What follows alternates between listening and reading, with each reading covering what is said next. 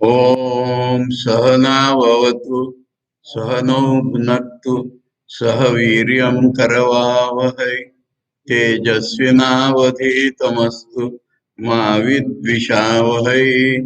ओम शांति शांति शांति। श्वेताश्वतर उपनिषद के पहले अध्याय में 8 तक मंत्र का हम लोगों ने पढ़े थे और पिछले 2-3 मंत्रों से या पिछले मंत्र में हम क्या देख रहे हैं कि हमारे अनुभव में या हमारे भाव में कभी कभी वो अनुभव नहीं होता हमको और ऐसा लगता है हमको हमारे भाव में इस दुनिया में जितने भेद प्रतीत होते हैं उनका उल्लेख करके और फिर सबको ब्रह्म रूप बता करके इल्यूमिनेशन या बोध दिया जा रहा है। ये प्रसंग है। इसलिए हमने पिछले मंत्र में देखा था कि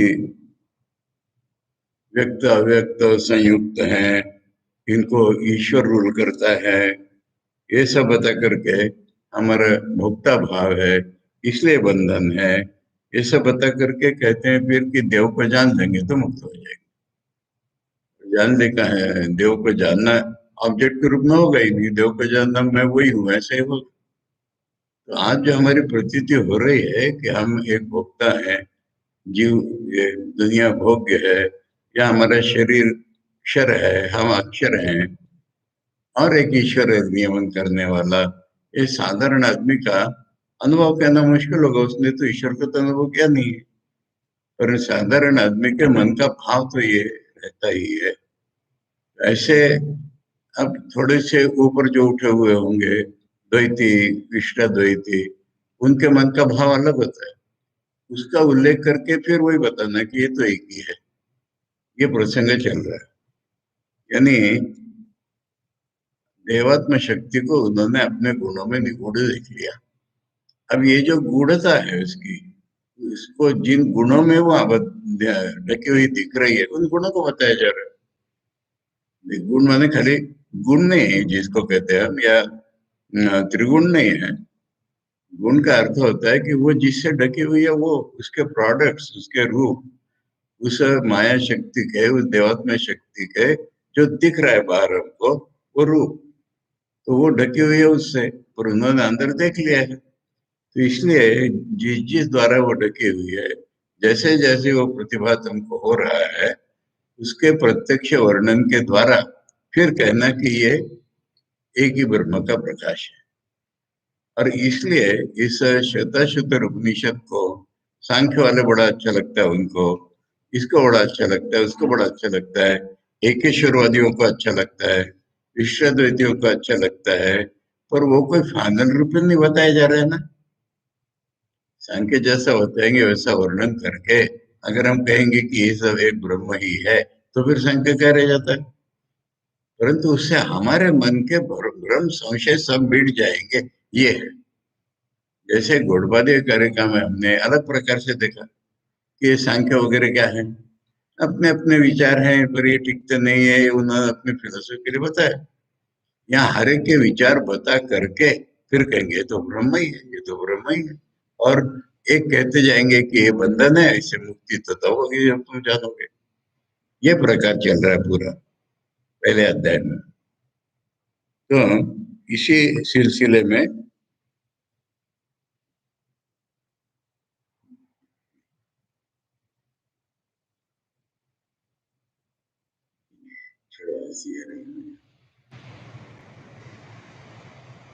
नहीं समझे तुम लोग?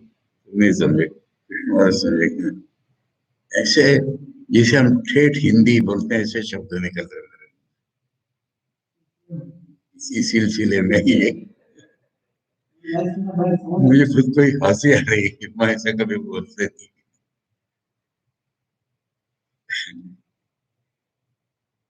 गजब लीला है भगवान।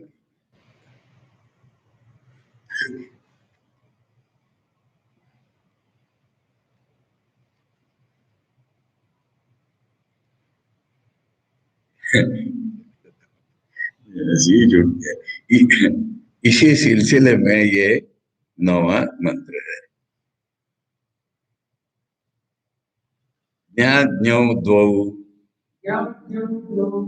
अजौ ईशनीशौ अजा ही एका भोक्तृभोग्यार्थयुक्ता अनंतश्च आत्मा विश्वरूपो हि अकर्ता त्रयम् यदा विन्दते ब्रह्ममेतत्। अब येता तो आया है, तथा क्या होता है वो नहीं आया है इसमें। अगले मंत्र है कि वही मान लेना पड़ेगा। देखते हैं।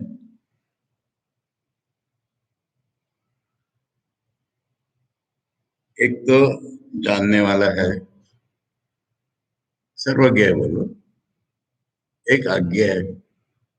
अज्ञ माने आना नहीं हो, उसका गलत ज्ञान है या आत्मज्ञान है।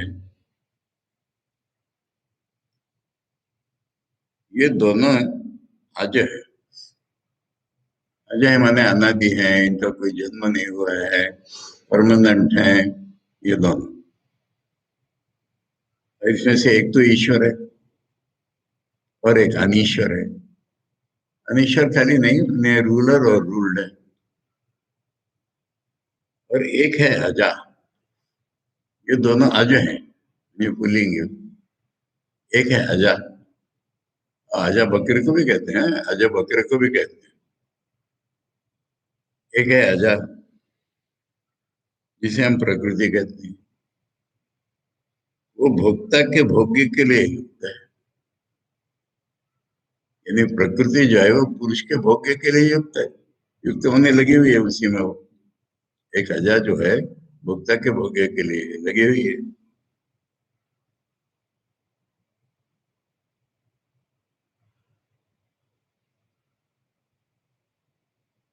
अब जो आत्मा है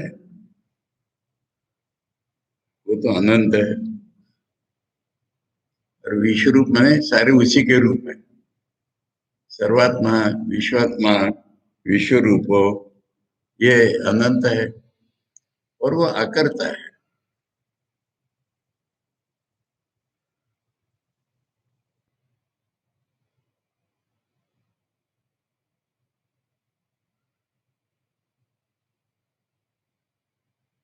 तो ये तीन हो गए, ईश्वर, जीव और प्रकृति। तीनों के अलग अलग कार्य भी बता दिए। अब ये तीनों जब ब्रह्म ही है ऐसा ज्ञान होता है, तब तब क्या आधारभूत है पिछले मंत्र से अगले मंत्र से, कि तब जो है मुक्त हो जाता है, कृत्य कृत्य हो जाता है जीव। ये पूरा का पूरा, पर ईश्वर नहीं है सांख्य में। बाकी ये पूरा का पूरा सांख्य रूप है। आत्मा करता है, वहां पर करता नहीं है, आत्मा भोगता है, उसी का रूप है यहाँ पर। सांख्य वाले जम करेंगे इसके ऊपर, छोड़ो।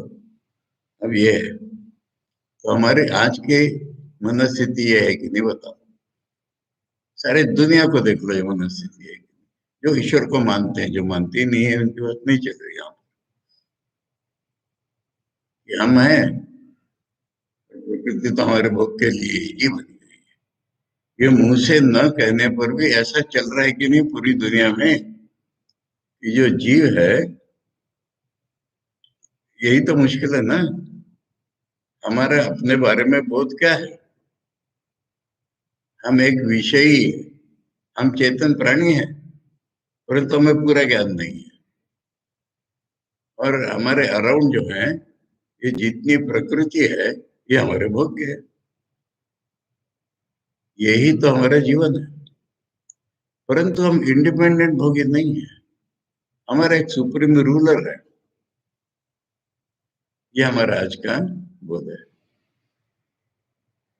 अब जब ये होगा कि हम ये प्रकृति और ये रूलर, ये तीनों एक ब्रह्म के ही रूप में, तब हमारी मुक्ति होगी। डायरेक्ट हिट है हमारे इसके ऊपर, कि आज हम है, प्रकृति है, और है कि नहीं बोलो। हमारी हर एक्शन, हमारा हर कार्य प्रकृति को भोगने का है, तो प्रकृति में हमारा शरीर भी इंक्लूडेड है। इसलिए हम अपना रूप सौंदर्य, शब्द स्पर्श रूप रस गंध भी भोगते हैं। कोई म्यूजिशियन है मान लो, अच्छा सुंदर गाना गाता है, अब लोगों को तो आनंद देता है, पर वो खुद भी उससे आनंदित नहीं होता क्या? अपने म्यूजिक को भोगता नहीं है क्या? जब हम बात करते हैं, अपनी वाणी हमारी काम करती है, तो हमें एंजॉयबल है ना वो। कितने लोगों को तो बोलना ही प्रिय है। हम अराउंड देखते हैं ऐसे लोग कि कोई सभा में एक घटना बताऊं, बहुत अद्भुत बताऊंगा, नाम न बता के बताना पड़ेगा। नागपुर आश्रम के शुरू के दिनों में एक लड़का ही बोलना पड़ेगा, एक युवक किसी बहाने आश्रम में आने लगा। अब कहीं लेक्चर अगर हो महाराज का हमारे, तो फिर उसको भी कुछ काम दे दिया जाता, मैं थैंक यू आश्रम की ओर से। तो एक बार क्या हुआ, अध्यक्ष कोई नहीं है, महाराज का लेक्चर, तो महाराज का लेक्चर हुआ और लोग उठ के जाने लगे। तो ये जोर जोर से टेबल थप थप करके, अभी रुको, अभी मुझे थैंक देना है।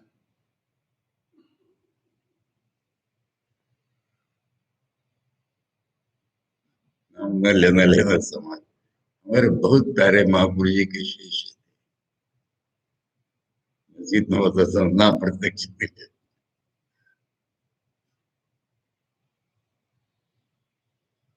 ये घटना मुझे महाराज ने बताई थी, मेरे सामने तो नहीं हुई है ना।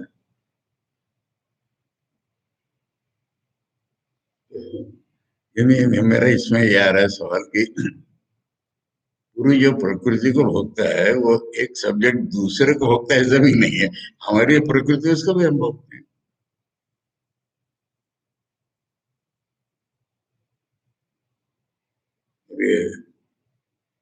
और ये सारा ईश्वर के शासन में चलता है, ये हमको पता है। जो भी आस्तिक है या भक्ति है या जो ईश्वर को मानते हैं, उनमें ये चलता है कि हम स्वच्छंद नहीं कर सकते। आजकल के लोग स्वच्छंद करते हैं, आजकल के क्या पुराने जमाने के भी, वो असुर प्रकृति के हो। पर साधारण भक्त आदमी को ये तो है ही, कि ईश्वर के आगे के बिना नहीं हो सकता है। और इसका तो काम ही है प्रकृति का हमको भोग देना। इसलिए कहा कि प्रकृति में अगर हम अपने शरीर मन को भी इंक्लूड करें, तो फिर ये जाहिर है कि इसका तो काम और क्या है, हमें भोग देना। उसके लिए नियुक्त है ये। अब यहाँ पर तक ठीक हो गया। अब हम अपने स्वरूप की चिंता करने लगे, ईश्वर छोड़ो, आत्मा, हम अपने स्वरूप की चिंता करने लगे। तो प्रतीत होता है कि हमारे आत्मा में तो ये कर्ता भाव नहीं हो सकता। करना तो एक प्रोपेल्ड बाय समबडी ऐसा हो जाता है ना, तो कर्ता भाव तो नहीं हो सकता।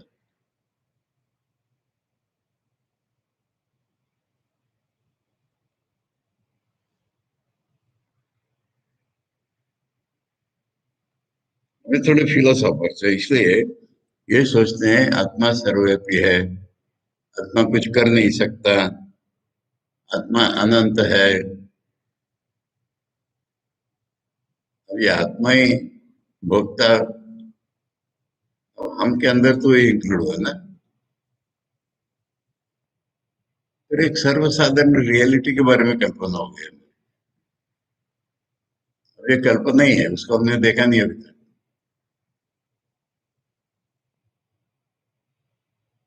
अभी ये जो अलग अलग दिख रहा है हमको, हाँ मान लिया ऐसा है ऐसा है ऐसा है, यही देवात्मा शक्ति का खेल है। उनको देवात्मा शक्ति नहीं दिख रही। ये तीनों जो हैं, यहाँ पर तीन ही है, हाँ, चार नहीं है। तो फिर ये हम जो हैं जीवात्मा, इसी का ही ये रूप है। हम भोगता हैं और हम करता नहीं। ठीक है, सांख्य आइडिया एग्जैक्ट। हम जो भोगता लग रहे हैं या क्या, पर हम करता नहीं। तो ये त्रयम यदा, ये नहीं बोला, इसमें चार एंटिटी नहीं है। तो फिर आत्मा कौन है? जिसको हम जीव कह रहे थे वही आत्मा है ना। ये अनंत है, इसी के सारे रूप हैं। कुछ इवॉल्व एक आइडिया उठ रही है बस। आत्मा को सोचने पर ऐसा आने लगता है। आत्मा को सोचने पर यही आने लगता है कि आत्मा तो करता नहीं हो सकता। अनुभव तो आत्मा को हो रहा है। ये ऐसा एक अध कचरा है, अध पका विचार आता है। देखो आचार्य क्या कहते हैं। किंच इदम अपरम वैलक्षण्यम इति आह। पिछले मंत्र में भेद बताए थे ना दो तीन, तो कह रहे ये दूसरे एक प्रकार से भेद बुद्धि है। वैलक्षण्यम मैंने अलग अलग लक्षणों वाले एंटिटीज हैं, ये दूसरे प्रकार के एंटिटीज है। ज्ञ अज्ञो दो इति। मैंने पहले इनको बोला था व्यक्त अव्यक्त, और क्या बोला था? क्षर अक्षर व्यक्त अव्यक्त और ईश्वर।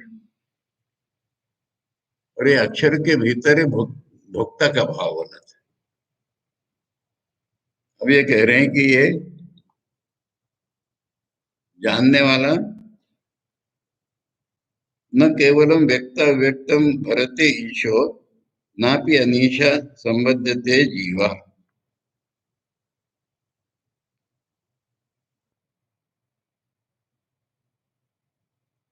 मैंने पिछले मंत्र की बात दोहरा रहे हैं कि ईश्वर व्यक्त और अव्यक्त रूप जगत का केवल जगत का पोषण करता है, तथा मायाधीन जीव उसमें बंध जाता है। केवल इतना ही नहीं, अपितु वे दोनों क्रमशः ज्ञ और अज्ञ हैं। यानी ईश्वर चलाता है, खाली इतना नहीं, ईश्वर सर्वज्ञ है और जीव अज्ञ है। तथा वे दोनों ही आज जन्मादि रहित हैं, क्योंकि एकमात्र अविकारी ब्रह्म ही जीव और ईश्वर भाव से स्थित है। मैंने हम अनादि कैसे हैं? गीता में भी ऐसी प्रतीति होती है ना कि तुम भी पहले थे, हम भी पहले थे, हम नहीं थे कभी, ऐसा नहीं, ये भी तो प्लूरल लगता है ना ये। इसका कारण है कि एक ही ब्रह्म इन सारे रूपों में, तो ब्रह्म जो है अनादि अनंत, इसलिए हमें अपना भी अनादि अनंत प्रतीत होता है, यद्यपि हम आज्ञा जानते नहीं उसको। तथा च श्रुति पुरश्चक्रे द्विपदा पुरश्चक्रे चतुष्पदा पुरस्स पक्षी भूत्वा पुरः पुरुष आवेशत। यानी वो पुरुष ने, ईश्वर ने दो पैर वाले आदमी बनाए, चार पैर वाले बनाए, और वो पक्षी होकर उन पुरों में प्रवेश कर गया। ऐसा बृहदारण्यक उपनिषद में एक जगह था। पक्षी माने जीव, होता है ना, याद है? फेरी टेल्स पढ़ी है कि नहीं ऊपर कथा? उस राक्षस का आत्मा जो था वो पक्षी में था। तो पक्षी माने हवा ही है ना, प्राण के रूप में, उसको पक्षी कहते हैं। तो भगवान ने सब शरीर बनाए अलग अलग और उसमें घुस गए, तो फिर घुसे तो एक ही ना, इसलिए हमें अपना अनादि प्रतीत होता है। इति एकस्तथा सर्वभूतांतरात्मा रूपम रूपम प्रतिरूपो वैश्य इति च। और कठोपनिषद में भी कहा है सब भूतों का अंतरात्मा एक ही है, पर जितने जितने रूप में उतने उतने वो बन गया है। परंतु उसके बाहर भी है, हाँ, ट्रांसेंडेंट भी है। इति च ईशनीशौ छांदसम रस्वत्वम।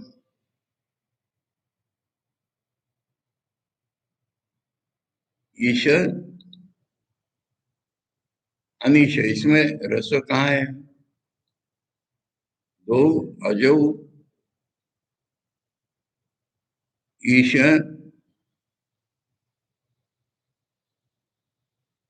अच्छा, ये श शब्द ही गड़बड़ होगी ना? हम्म। रस्व माने आकर रस्व, हाँ। इसका ई का रस्व दीर्घ नहीं है यहाँ पर। अलग नहीं माने जाते ना। जो है का दीर्घ रूप है। तो यहाँ ईशा हो गया है संधि में, ईशा नहीं हुआ है। ये कहते हैं वेदों का छांदस है। वेदों में सारे नियम पढ़ने के नहीं लगते, इसलिए ये समझाया उन्होंने कि ईश हो गया तो फिर अनिश को जगह कहाँ मिली। तो ये श और अ मिलकर के श ही हो गया है, शा नहीं हुआ है। अब यहाँ पर शंका उठती है, ननु अद्वैतवादिनो यदि भोक्तृभोग्य लक्षण प्रपंच सिद्धि स्यात्।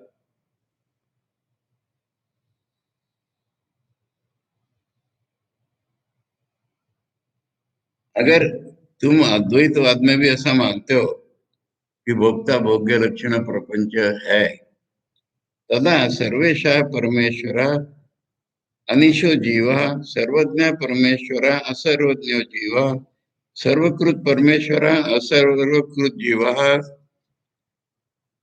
सर्वभूत परमेश्वर देवादिभूत जीव, सर्वात्मा परमेश्वर, सब बताते चले जा रहे हैं। असर्वात्मा जीवा, विश्व ऐश्वर्य आप्त कामा परमेश्वर, अल्प ऐश्वर्य अनाप्त कामो जीवा, सर्वथा प्राणिपादम तत् सहस्र शीर्षा नित्यो नित्यानाम इत्यादिना जीवेश्वरयोर विलक्षण व्यवहार सिद्धि स्यात्। अगर अद्वैतवादियों में भी अगर भोक्ता और भोग्य की सिद्धि मानते हो, तो फिर ये ठीक है कि एक ईश्वर होता है और एक जीव होता है। कैसा ईश्वर होता है? वो सर्वेशा है, सबका शासन करता है परमेश्वर। अनिशो जीवा, ये जीव जो है उसका रूल्ड है, रूलर नहीं है। सर्वज्ञ परमेश्वर, वो सर्वज्ञ है। वो सर्वज्ञ जीवा, सर्वकृत माने सभी कुछ करने वाला ही परमेश्वर है। और सर्वकृत जीवा, जीव सब कुछ नहीं कर सकता। सर्वभूत परमेश्वर है, सबका भरण पोषण करने वाला परमेश्वर है। देहादि, ये देवादि ने, देहादि भूत जीव, जीव अपने खाली देह का पोषण कर सकता है। सबकी आत्मा परमेश्वर है। सब, ये सबकी आत्मा नहीं है जीव। पूरा विश्व जिसका ईश्वर है और जिसकी कोई इच्छा पूर्ण हो गई है, वो परमेश्वर है। हमारा अपना थोड़ा सा ईश्वर है और हमारी इच्छा भी पूरी नहीं होती, ये जीव है। और फिर शत शत निषद में कि सभी और उसी के हाथ पैर हैं, हमारे तो एक ही जगह हाथ पैर हैं। सारे सिर सिर उसके हैं, हमारे नहीं है। वो नित्य है। ये तो नित्य अनित्य न मानना चाहिए ना। मैंने हम टेम्पररी है, वो नित्य है। इत्यादि न जीवेश्वर और विलक्षण व्यवहार सिद्धि स्यात्। इस तरह की व्यवहार सिद्धि हो सकती थी अगर तुम भोक्ता भोग्य सत्य मानो तो, अद्वैत में भी। न तो भोक्तादि प्रपंच सिद्धिरस्ति स्वतः, किंतु ये प्रपंच नहीं बन रहा है अद्वैतवाद में। स्वतः कूटस्थ अपरिणामी अद्वितीय से वस्तु न अभोक्तादि रूपत्व, क्योंकि जो रियलिटी है वो तो कूटस्थ है, अनचेंजिंग, अपरिणामी है, अद्वितीय है। वो भोक्ता कैसे बन जाएगी? नापि परतो ब्रह्म व्यतिरिक्त से भोक्तादि प्रपंच हेतुभूत से वस्तुंतर से अभाव। और ब्रह्म से अलग कोई जीव यूं है ही नहीं है कि जो भोक्ता बन जाए। पर ब्रह्म अनचेंजिंग होने के कारण भोक्ता भोग्य नहीं है, और उनसे अलग कोई जीव भी नहीं है जो भोक्ता बन जाए अद्वैत के अनुसार। वस्तुंतर सद्भावे अद्वैत हानि। अगर ब्रह्म से अलग कुछ मानो तो तुम्हारे अद्वैत की हानि हो गई। इति आशंका अजा एक भोक्तृभोग्यार्थ युक्त इति। यानी ये भोक्ता भोक्ता के भोग्य के लिए एक तीसरी एंटिटी आ गई इसके लिए।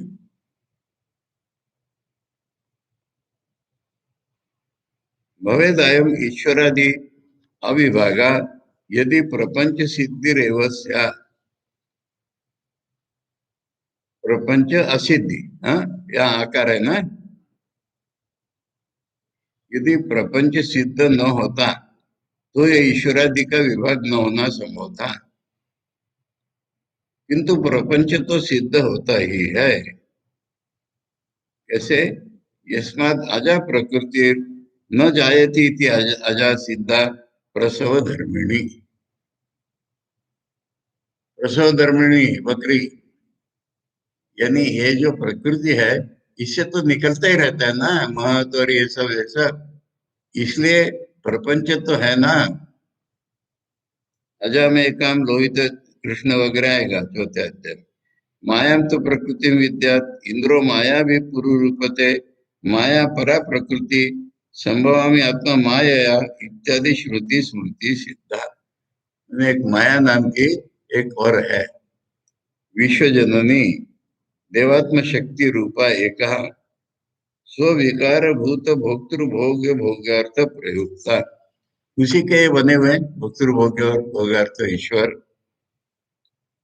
निकटवर्तिनी किम कुर्वाणो अवतिष्ठते।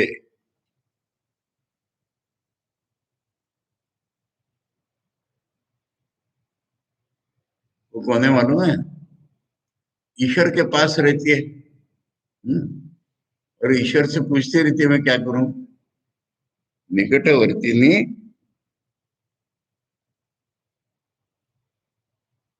आ गया।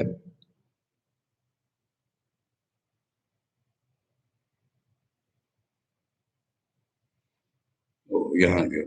हाँ, किम कुर्वाणो अवतिष्ठते। अभी देखो कौन है कि नहीं। हम भागवत में क्या पढ़ रहे हैं? भगवान योग माया को ऐसा बोल दिया, योग माया ने जी हाँ कहा, ऐसा कर दिया। तो ईश्वर की शक्ति के रूप में ये आइडिया ना। अब ईश्वर से अभिन्न नहीं माना है उसको। ईश्वर के पास रहती है हमेशा और ईश्वर जैसा कह वैसा कर देती है।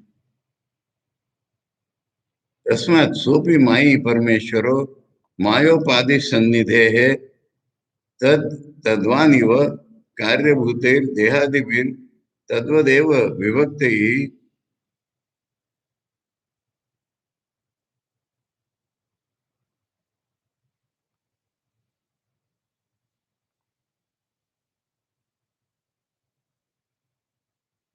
अब उसके पास वो महेश्वर है। मैंने ये जो माई महेश्वर इत्यादि के वर्णन से ऐसा लग रहा है कि वो माई है, उसके पास वो भी है। माया उसकी उपाधि है और वो मायावान होकर के ही कार्य करता है। उसी से उसके देहादि भेद है। ईश्वरादि रूपेण अवतिष्ठते। वो परमेश्वर ईश्वर बन जाता है माया के साथ।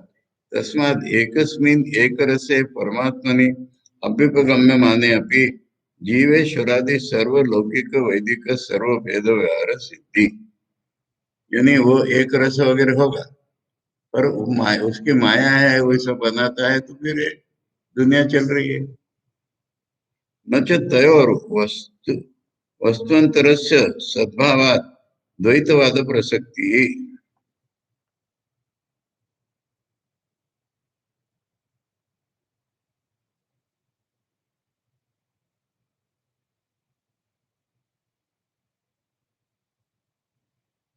हाँ, अब ये समझ में आ रहा है इसमें द्वैतवाद कहाँ हुआ। वही ऐसा बन जाता है। तथा ऐसा ही भगवान माया सदसद व्यक्ति वर्जिता ही थी। यस्मात् अजा एव भोक्त्रादि रूपा तस्मात् तत् स्वीकृतस्य मिथ्या सिद्ध वस्तुत्व संभवात् अनंतश्च आत्मा।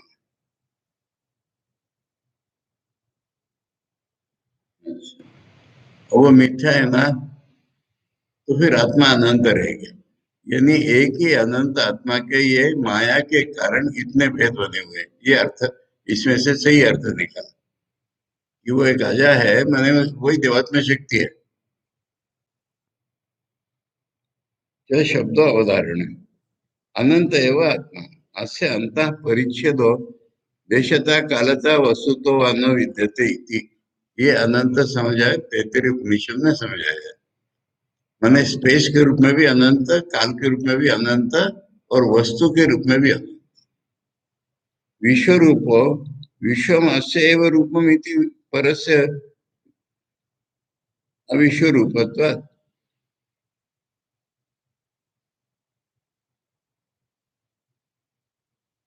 ये विश्व रूप में मैंने वो कोई बदल नहीं गया है, पर वो माया के कारण विश्व रूप दिख रहा है।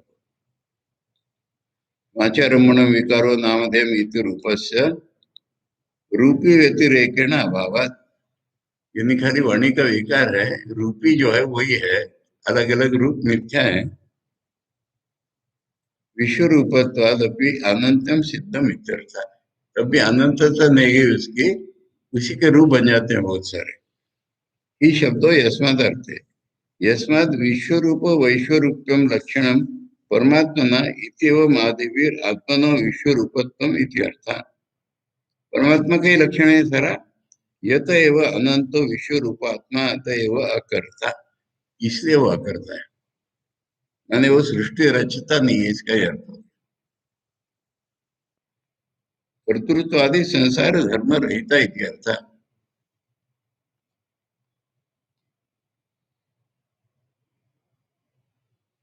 हाँ ठीक है। अब ये जो तदा नहीं है ना, यहाँ यदा के, तो इसलिए यहीं पर ये तदा हो रहा है। ऐसा ऐसा है जबकि ऐसा है, ऐसा हम कहते हैं। तो जब के लिए फिर तब की जरूरत नहीं पड़ती। कर्तृत्व आदि सकल संसार धर्म वर्जितो मुक्ता कदा, एवं अनंतो विश्व रूपा।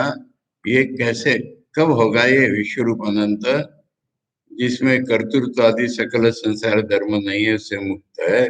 पूर्णानंद अद्वितीय ब्रह्म रूपेण एवं अवतिष्ठते इत्यत्र यदा। कदा अध्यारोत लेकर के यदा उसका जवाब। त्रयम यदा विन्दते ब्रह्ममेतदिति। त्रयम भोक्तृ भोग भोग्य रूपम, ये त्रयम। त्रयम माने भोक्ता, भोग्य और उसका भोग, ये तीन त्रिपुटी। माया मायात्मकत्वाद अधिष्ठान भूत ब्रह्म व्यतिरेकेण नास्ति। ये तीनों रूप एक ब्रह्म के ही अधिष्ठान रूप में, किंतु ब्रह्म वही थी। यदा विन्दते तदा निवृत्त निखिल विकल्प पूर्ण आनंद अद्वितीय ब्रह्म भाग कर्तृत्व आदि सकल संसार धर्म वर्जित वित शोका कृतकृत्य अवतिष्ठते। ठीक है, ये हम भोग रहे हैं, कर रहे हैं, ये तीनों जो त्रिपुटी है वो उसी के रूप में। ये जो हमें ज्ञान हो जाता है तो हम, अथवा दूसरा अर्थ, यह अज्ञ जो आत्मक जीवेश्वर प्रकृति रूप त्रयम ब्रह्म, ठीक है। वो पहले बताया तो जीव ईश्वर प्रकृति, ये तीनों, ये तीन भी एक ही ब्रह्म है, ये मालूम होता है तब, या त्रिपुटी के रूप में एक ही सत्ता है तब। लभते तदा मुच्यते इति। ब्रह्ममिति मकारान्तं ब्रह्ममेतु माम मधुमेति माम इति वच्छान्दसम्।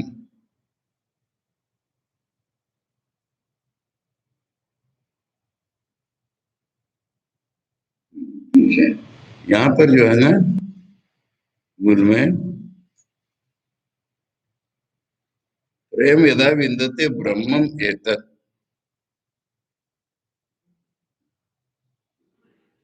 तो ब्राह्मण है ना, मूल शब्द ब्रह्मन है ना, यहाँ ब्रह्मम कैसे हो गया? कहते और एक जगह तुम लोग नहीं बोलते ब्रह्म में तुम्हारा मधु में तुम्हारा, उसके जैसे ही ये वैदिक छांदस है। ठीक। चलो 10वां मंत्र।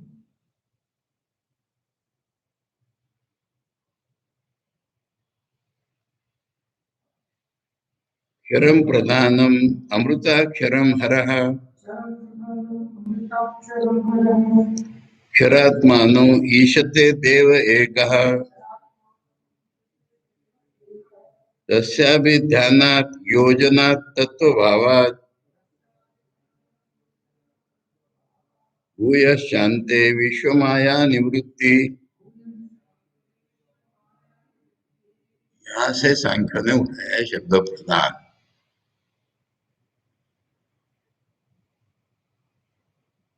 प्रकृति को वो लोग प्रधान कहते हैं। यहाँ से क्षर जो है वो प्रधान है, और अमृत जो है अक्षर वो हर है। अब ये सांख्य से बाहर जा रहा है, हर नहीं है सांख्य में कोई। और यहाँ पर ये शब्द हम देखते हैं शिव, इसका ज्यादा प्रयोग है। नहीं, विष्णु या ईश्वर या ऐसा प्रयत्न करके हर शिव यही प्रयोग ज्यादा है।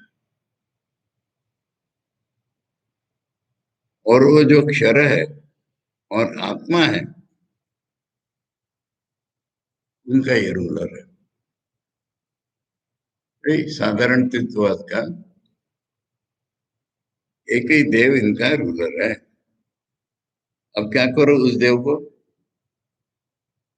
ध्यान करो, अभी ध्यान करो।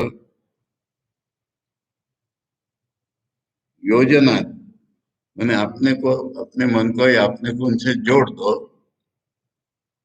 तत्व भावात, फिर वही ईश्वर स्वरूप जब तुम हो जाओगे, तब यह विश्व माया की निवृत्ति हो जाएगी।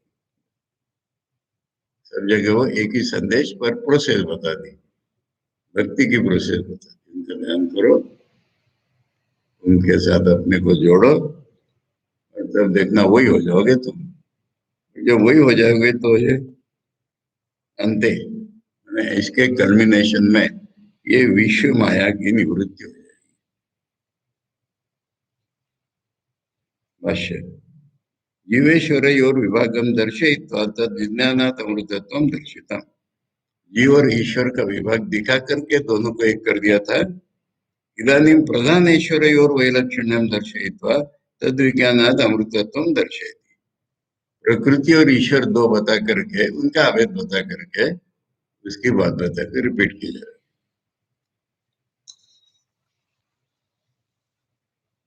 ये भक्ति प्रधान हो जाती है उपनिषद इसके घर। क्षरम प्रधानम अमृताक्षरम हर इति अविद्यादेर हरणात् परमेश्वरो हर। हर से क्या अर्थ हुआ है? हम सबको हरण करता है संहार, हमारे पापों को हरण करता है, हमारे चित्त को हरण करता है। यहाँ हर का अर्थ क्या है? अविद्या को हरण करता है, इसलिए हर है।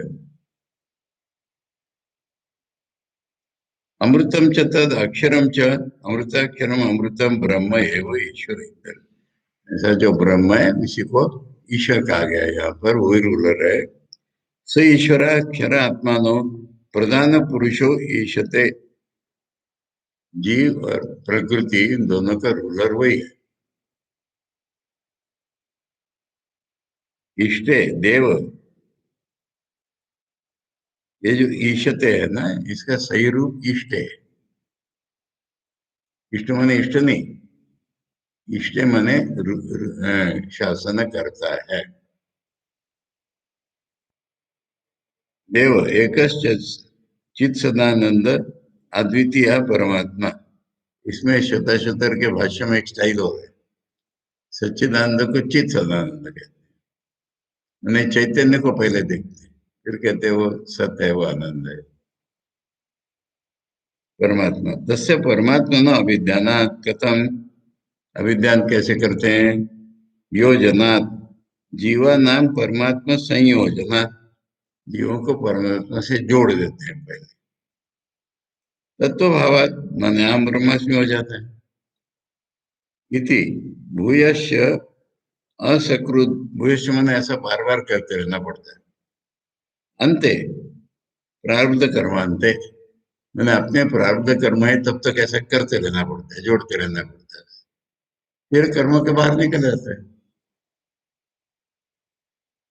यद स्वात्म ज्ञान निष्पत्तिर अंत,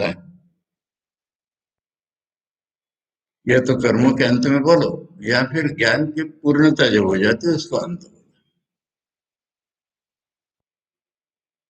तस्मिन स्वात्म ज्ञानोदय वेलाया, जब आत्मज्ञान का उदय हो जाता है, विश्व माया निवृत्ति, सुख दुख मोहात्मक अशेष प्रपंच रूप माया निवृत्ति।